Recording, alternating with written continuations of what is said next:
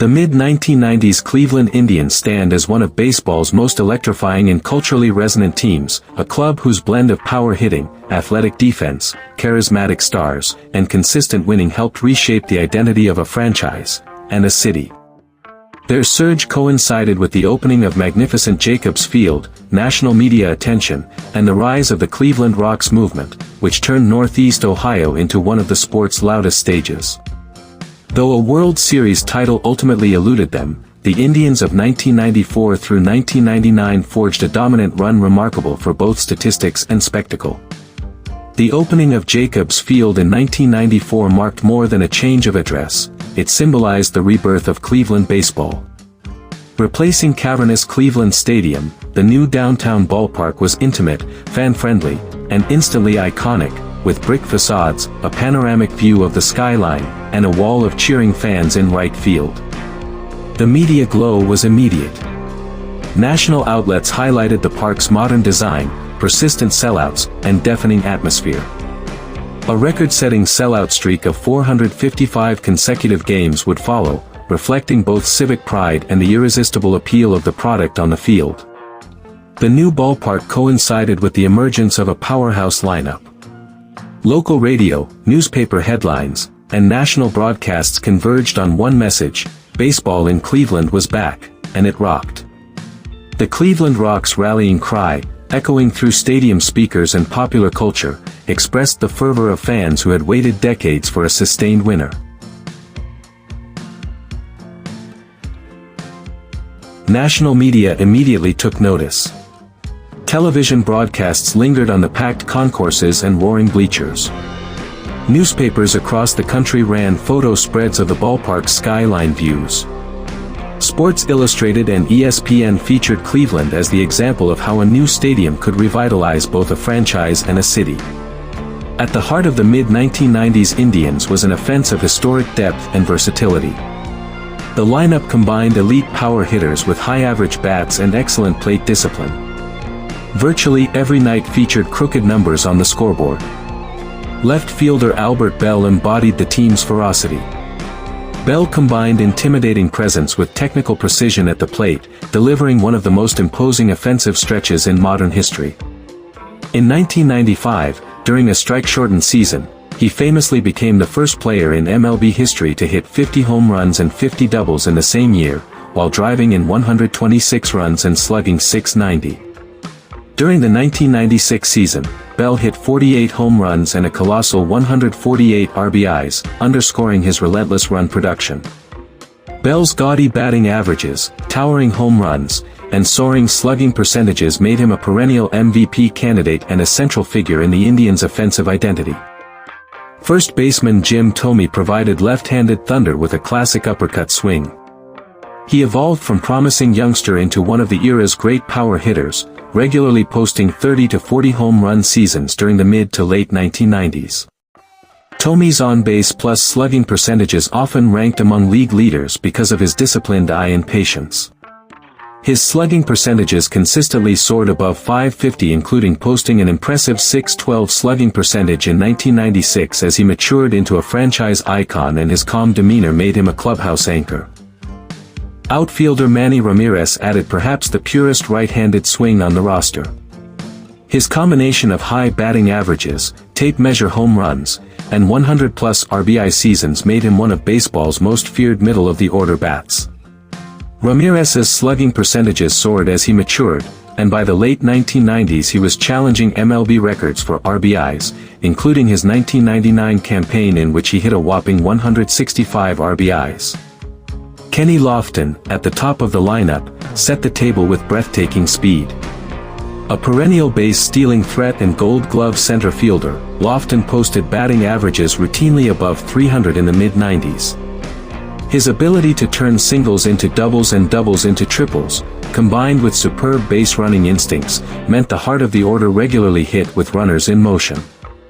Complementing these stars were talented role players and steady contributors such as Sandy Alomar Jr., Omar Vizquel, Paul Sorrento, and later David Justice and Matt Williams.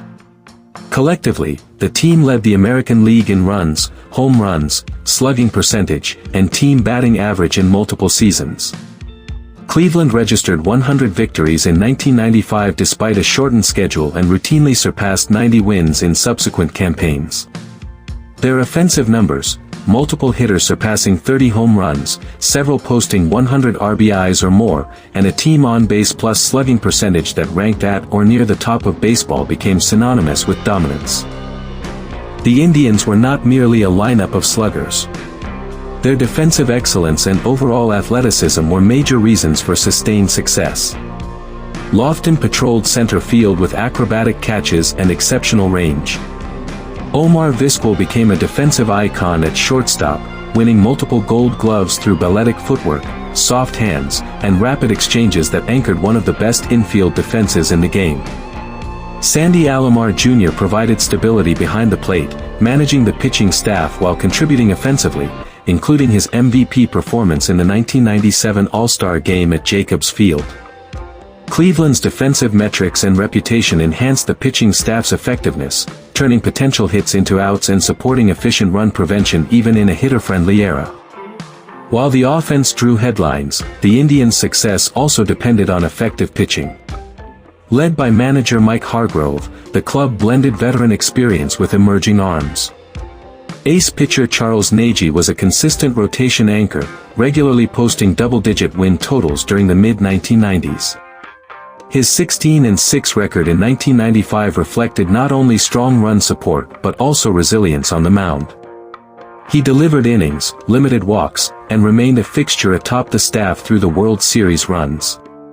Pitcher Dennis Martinez, nicknamed El Presidente, provided veteran poise. In 1995 his ERA hovered near 3, and his 12-5 record reinforced his role as a tone-setter for big games.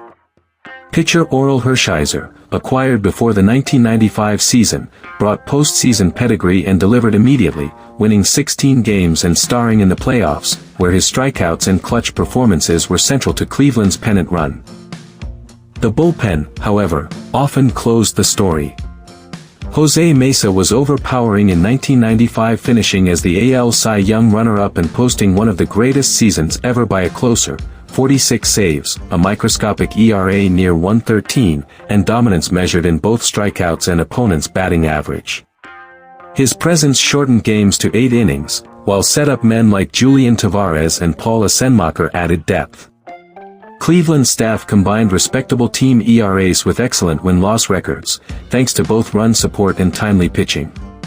Strikeout totals climbed as young arms like Bartolo Colon emerged later in the decade, extending the window of contention. The 1995 Indians produced one of the greatest team seasons in modern MLB history. They finished 144, a .694 winning percentage rarely seen in the expansion era. The lineup averaged nearly 6 runs per game, while the pitching staff kept opponents in check. Cleveland stormed through the 1995 postseason, defeating the Boston Red Sox and Seattle Mariners to reach its first World Series since 1954. The Fall Classic against the Atlanta Braves matched Cleveland's ferocious offense against a legendary Braves rotation featuring Greg Maddux, Tom Glavine, and John Smoltz. Despite close games and late rallies, the Indians fell in 6 games. The loss stung, but it validated Cleveland's arrival as a powerhouse, and national coverage emphasized the team's youth and likelihood of returning. The late 1990s sustained the momentum.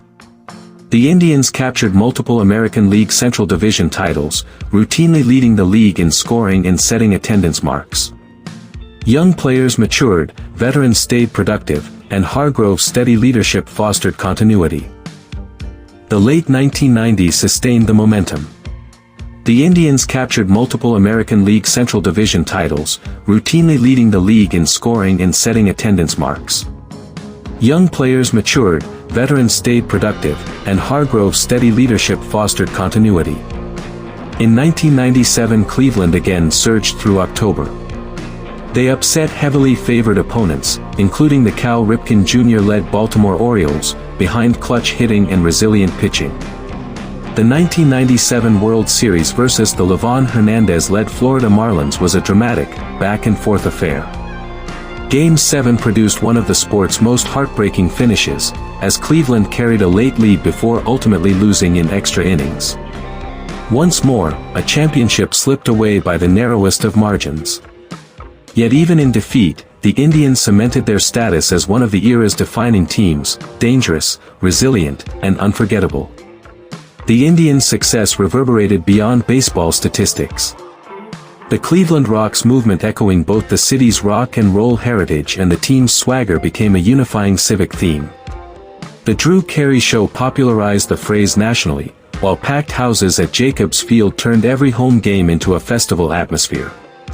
Cowbells, drums in the bleachers, and a constant roar made the ballpark a feared venue for visiting teams. Media coverage focused on more than box scores. Stories chronicled how downtown Cleveland revitalized around the Gateway complex, how families reclaimed summer nights at the ballpark, and how decades of frustration transformed into pride.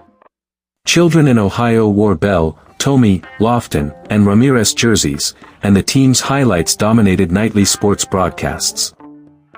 Measured statistically, the mid-1990s Indians were an offensive supernova. Key hitters regularly posted batting averages over 300, home run totals in the 30 to 50 range, and RBI counts exceeding 100. Team slugging percentages led the American League in multiple seasons, and run differential margins ranked among baseball's best. Pitchers logged strong win-loss records supported by solid ERAs and meaningful strikeout totals, while Mesa's save totals and microscopic ERA in 1995 became benchmarks for modern closers. Measured emotionally, they were something even more rare, a team that changed how a city saw itself. The mid-1990s Cleveland Indians blended elite hitting, athletic defense, and strong pitching into a sustained run of excellence. Under Mike Hargrove's direction, with stars like Albert Bell, Jim Tomey, Manny Ramirez, Kenny Lofton, Charles Nagy, Dennis Martinez, and Jose Mesa, they captured multiple division titles, captivated the baseball world, and reached the World Series in 1995 and 1997. Though a championship proved elusive, the team's achievements, record-setting win-loss marks, historic offensive and pitching statistics, and unforgettable moments at Jacobs Field left an enduring legacy.